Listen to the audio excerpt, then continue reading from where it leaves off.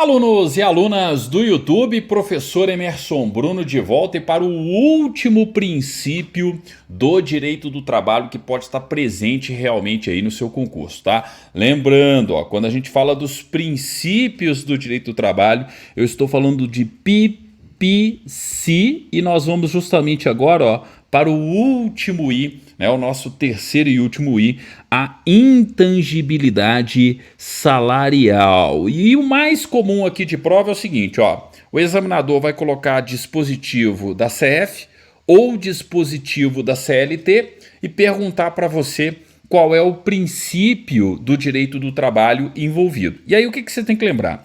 Sempre que falar de intangibilidade salarial, eu tenho que lembrar uma coisa básica, que o salário ele tem natureza alimentar. Você recebe salário para sobreviver, né, para se alimentar.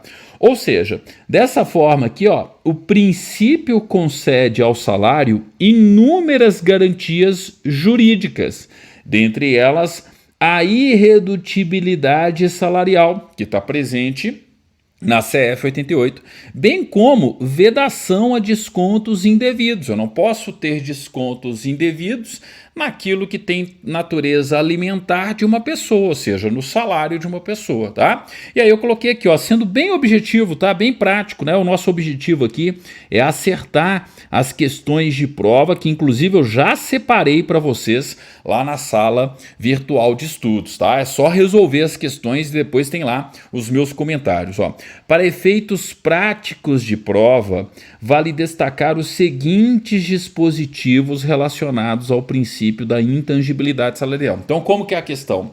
O examinador vai colocar um dispositivo e te perguntar: esse dispositivo está relacionado a qual princípio do direito do trabalho? E aí, ó, não tem erro, tá? 4 são os dispositivos que vocês irão encontrar em prova aqui, 1 da CF 88 e 3 da CLT. Quais são esses dispositivos? Primeiro, ninguém pode errar isso aqui, né? É o que mais cai, tá? No fundo, quando a questão aí é sobre intangibilidade salarial enquanto princípio, eles querem saber do artigo 7º, inciso 6, que você já estudou comigo lá em Direitos Sociais na CF 88, ó. Irredutibilidade do salário, que existe, mas não é absoluta, salvo disposto em convenção ou acordo coletivo de trabalho. Mas a irredutibilidade salarial como regra, presente no artigo 7º da CF, um direito assegurado aos trabalhadores urbanos e rurais, é uma aplicação, é uma consequência do princípio da intangibilidade salarial. Gente, o objetivo é proteger, é conceder ao salário garantias jurídicas. O artigo 7º, inciso 6, é ou não é uma garantia jurídica ao salário? Sim, a irredutibilidade salarial, tá? Salvo disposto em convenção ou acordo coletivo de trabalho. Tá, professor? E na CLT, quais são os artigos comumente usados pelos examinadores para questionar sobre o princípio da intangibilidade salarial aí, ó? 459, olha só o artigo 459 aqui, ó. O pagamento do salário, qualquer que seja a modalidade do trabalho, não deve ser estipulado por período superior a 1 mês, porque o salário tem natureza alimentar. É outra garantia, tá? Eu tenho uma garantia, o pagamento do salário do trabalhador, qualquer que seja a modalidade do trabalho, não deve ser estipulado por período superior a 1 mês, salvo no que concerne a comissões, percentagens e gratificações. Ó, bancas muito literais, como a FUMARC, por exemplo, ó, já perguntaram isso aqui, ó. Salvo no que concerne, né, a comissões, percentagens, gratificações, eu posso ter, por exemplo, um pagamento trimestral, um pagamento que seja diferente do pagamento mensal. Agora, o salário, natureza alimentar, gente, não pode ser, né, um período superior a 1 mês ali. Outro dispositivo comum, hein, relacionado aí, ó, à intangibilidade, né? Ou seja, garantia, proteção ao salário que tem natureza alimentar. Artigo 462 da CLT.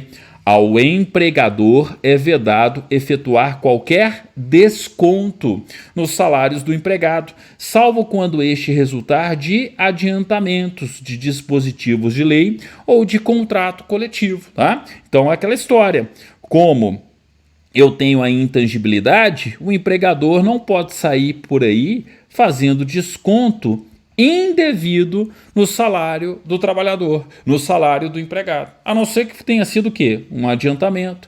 O desconto previdenciário, tá? Ou um desconto em virtude de contrato coletivo, um plano de saúde, por exemplo, tá? Mas enfim, então você tem aí, né, essa intangibilidade. Já tinha citado aqui, ó, no próprio comentário, ó, seria a vedação a descontos indevidos por parte do empregador. Beleza? Beleza. E por fim, último dispositivo frequente aí também, né, nas questões sobre o princípio da intangibilidade salarial.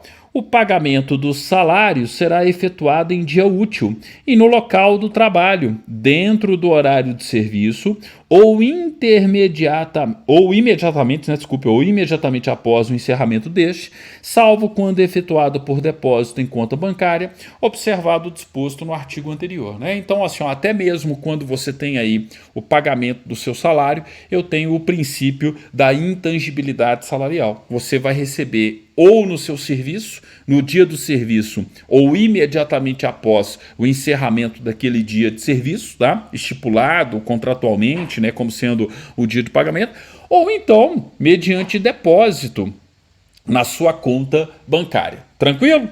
Então, peraí, professor, a questão é simples assim? A questão é simples assim. Vocês vão perceber que não tem tanta questão, hein? Mas quando tem, em regra, é o artigo 7º, inciso 6 da CF 88, e quando não é o dispositivo constitucional, é a CLT. Ou é a CLT no 459 e 462, que são os mais comuns, tá? Vocês vão perceber aí que eles caem mais do que, por exemplo, o 465. Eu trouxe o 465 aqui de zelo, né? De um excesso de zelo aí, porque vira e mexe, aliás, de vez em quando, melhor dizendo, vira e mexe tem 459 e 462. Mas de vez em quando o 465 aparece nas questões de prova como exemplo. Pera aí, professor, onde é que estão essas questões? Lá na sala virtual de estudos.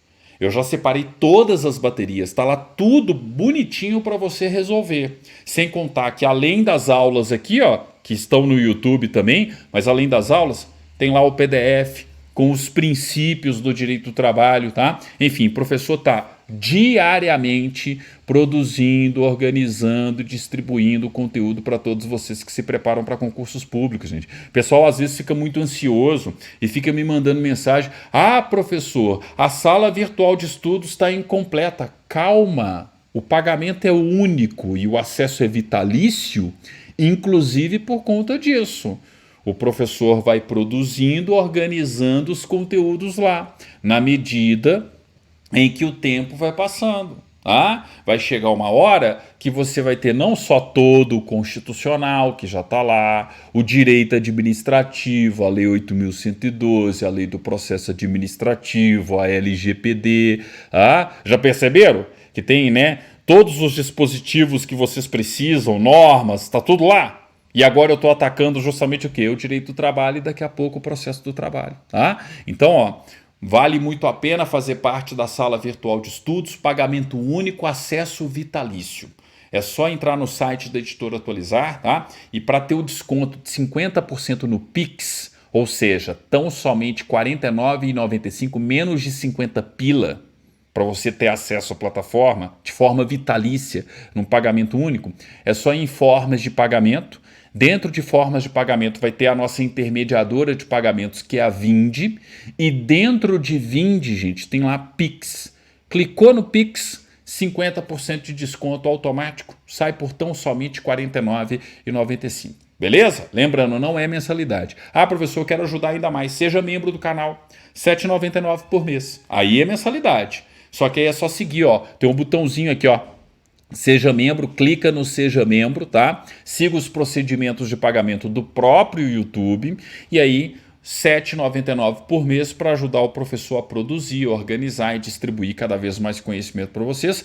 Professor, tô mal de grana, não consigo nem ter os 50 pila do Pix, né? Aliás, menos de 50 pila, e nem R$ 7,99 por mês. As aulas estão aí no YouTube, galera, para ajudar todo mundo, tá? E aí, pô, pelo menos o pacote youtubístico, né? Pelo menos o like, pelo menos a inscrição no canal, ativa o sininho de notificação, compartilha com os amigos, beleza? Então valeu demais, um abraço e depois eu volto com as fontes do direito do trabalho, tá? Para quem está curioso aí, ó, estou seguindo a ordem do edital do TRT-MG, o TRT da Terceira Região, no cargo de técnico judiciário. Valeu demais, obrigado e até o nosso próximo encontro falando das fontes do direito do trabalho. Aula bem tranquila. Estão vendo como é que o direito do trabalho é tranquilaço? É uma matéria tranquila de ser estudada, tá? Pega a CLT, vocês vão ver assim, ó, boa parte das questões são dispositivos da CLT. Já separei, gente, os artigos que vocês têm que estudar da CLT. Tá tudo bonitinho lá na plataforma, tá? É só baixar o PDF, imprimir e ir acompanhando as aulas aqui, que vocês vão ver que vai dar boa, hein? Vai resultar em aprovação. Eu tenho certeza que muita gente que está acompanhando aí vai virar em breve futuro servidor. Não esquece de convidar o professor, futuro servidor, servidora, né? Não esquece de convidar o professor para o churrasco da posse, tá? O professor vai e a gente leva o regimento interno do tribunal para acender a churrasqueira e fazer um rito de passagem e comemorar essa sua aprovação, nomeação e posse em um cargo público em algum TRT Brasil afora. Valeu demais, obrigado e tchau, tchau, gente.